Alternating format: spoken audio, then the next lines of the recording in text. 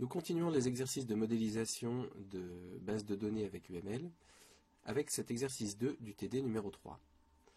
Alors dans cet exercice 2, on propose un texte qui regroupe un ensemble d'informations sur les données d'une entreprise, ses employés, etc.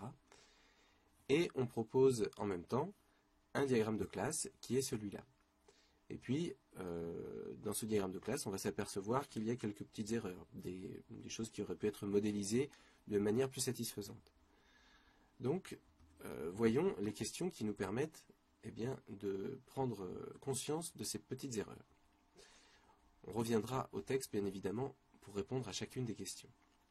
Alors, question 1. Pourquoi ne peut-on ajouter dans Department, l'information que le département numéro 5 est situé dans les villes de Dallas et de Sugarland?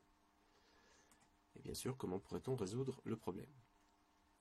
Alors, reprenons le diagramme de classe. Dans ce diagramme, on a une table Department, qui est censée stocker un département à chaque fois, un département par ligne. Nous avons l'attribut dName, qui correspond au nom du département, l'attribut dNumber, qui va correspondre au numéro de département, et l'attribut location, qui correspond au lieu du département. Donc tout ça, ça va être traduit sous la forme d'une table, avec 3 colonnes, dName, dNumber et location, la clé primaire correspondant à dNumber, puisque c'est l'identifiant dans la classe Department. On nous dit qu'on ne peut pas mettre plusieurs localisations pour un même département. Je rappelle, location, ça veut dire localisation en anglais. Alors pourquoi ne peut-on pas mettre 2 localisations pour un département? Bien, si on mettait deux localisations ou plus pour un département, on aurait dans la table correspondant à Department, on aurait potentiellement plusieurs valeurs, une pour chaque localisation. Du coup, on pourrait éventuellement le modéliser de la manière suivante. On pourrait donc avoir la situation suivante. On imagine qu'on a la table Department avec les 3 attributs, dName, dNumber et location. Et puis, on a le département numéro 5 avec 2 localisations ici. Alors, ici, ça pose un problème tout simplement parce que la table n'est pas en première forme normale. Je vous rappelle que la première forme normale, pour une table en base de données relationnelle, c'est quand à l'intersection d'une colonne et d'une ligne, ou d'un attribut et d'un tuple, on a une seule valeur. Or ici, on a 2 valeurs. Ou alors, on considère qu'on n'a qu'une seule valeur, mais à ce moment-là, on considère que la localisation du département 5, ce serait une ville qui s'appellerait Dallas-Sugarland, et non pas une ville qui s'appellerait Dallas et une autre qui s'appellerait Sugarland. Donc, si on imagine qu'on peut mettre 2 valeurs dans un attribut, on n'a pas le problème posé, sauf qu'on ne peut pas imaginer mettre 2 valeurs dans un attribut, tout simplement parce que à ce moment-là, la table n'est pas en première forme normale. Donc écrivons-le. Donc voilà, on ne peut pas mettre 2 valeurs à l'intersection d'une ligne et d'une colonne dans une table, parce qu'à ce moment-là, elle n'est plus en première forme normale. Alors comment résoudre ce problème?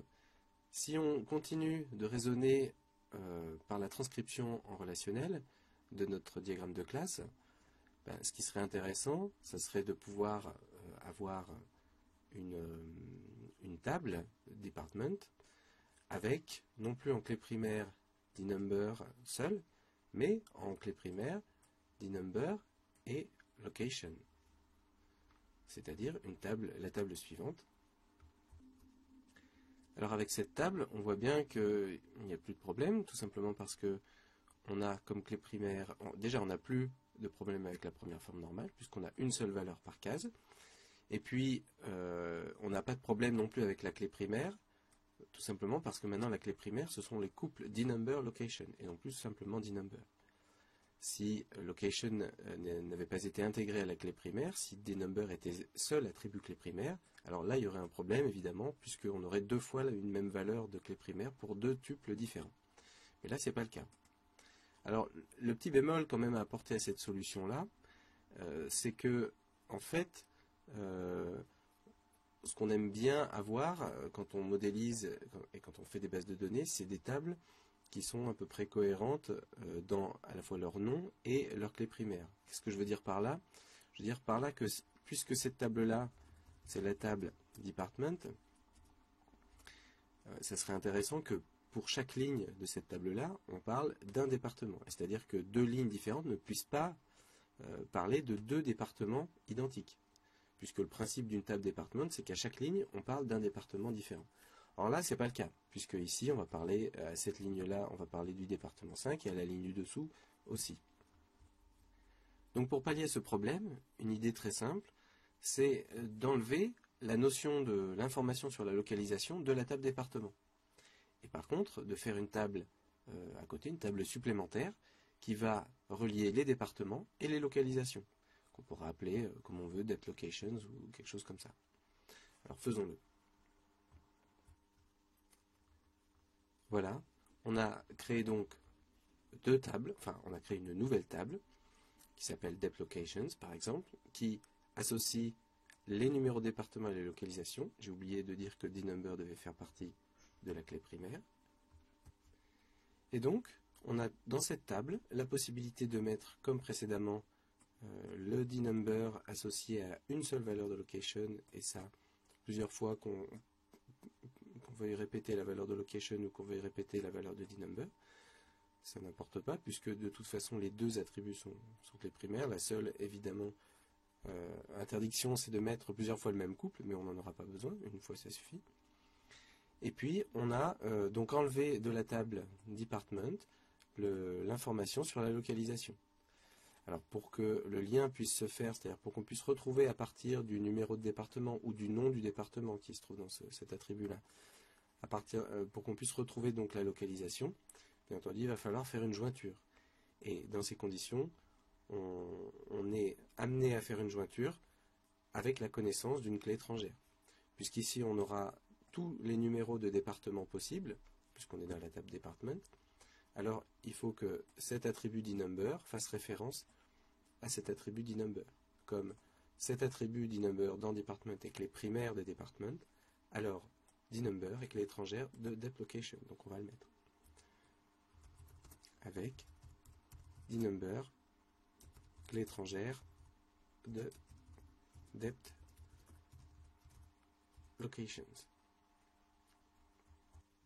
Le dernier point pour répondre à cette question est de modifier le diagramme de classe tel qu'il est dessiné, tel qu'il est proposé. Donc, si on regarde bien ce qui nous est proposé ici, en fait, ça se résume, en tout cas pour cette question-là, à la classe department. Donc, à partir de cette classe department, il va falloir en faire deux, puisqu'on va traduire après une par table. J'attire votre attention sur le fait suivant, qui est que quand on regarde les clés primaires, on voit que la clé primaire de department fait partie de la clé primaire de la nouvelle table, depth locations. Donc, on va le traduire en UML par ce qu'on appelle un lien de composition. Je vous rappelle le cours. Le lien de composition est défini de la manière suivante, par exemple avec l'exemple du vélo. Un vélo va être composé de un et un seul cadre, et un cadre appartiendra à un et un seul vélo. D'accord ?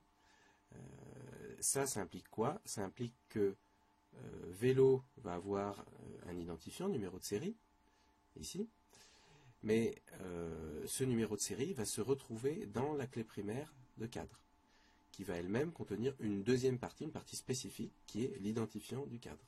Mais pour pouvoir identifier un cadre, il va falloir connaître son identifiant au cadre et aussi l'identifiant, le numéro de série de vélo.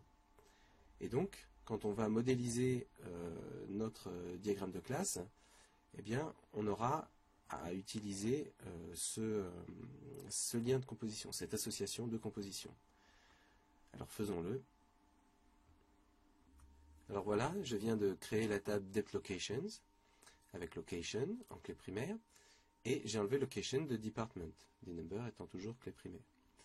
On peut remarquer que dans ce diagramme de classe UML, je n'ai pas mis dNumber en attribut de depth locations. Tout simplement parce que en fait, le fait que dNumber, clé primaire de department, soit une partie de la clé primaire de depth locations, ça se verra d'une manière explicite quand on traduira cette partie-là du diagramme de classe en schéma relationnel. Mais dans le diagramme de classe, on ne rajoute pas la clé primaire de department dans depth locations. De la même façon que, si on revient au cours, dans cadre, dans la partie diagramme de classe, on a comme clé primaire que l'identifiant et pas le numéro de série du vélo. Alors que quand on traduira tout ça en relationnel, on aura bien le numéro de série du vélo qui fera partie de la clé primaire de la table cadre. Alors une fois qu'on a créé cette table date locations, on a tout de même l'association works in qui reste en suspens, tout simplement parce que jusqu'à présent elle était liée à la classe department, mais maintenant qu'on a department et date locations, est-ce que works in reste relié à la classe department? Bon, ben, pour ce faire, pour décider du sort de works in, il suffit de reprendre la signification de works in. Works in nous dit quoi?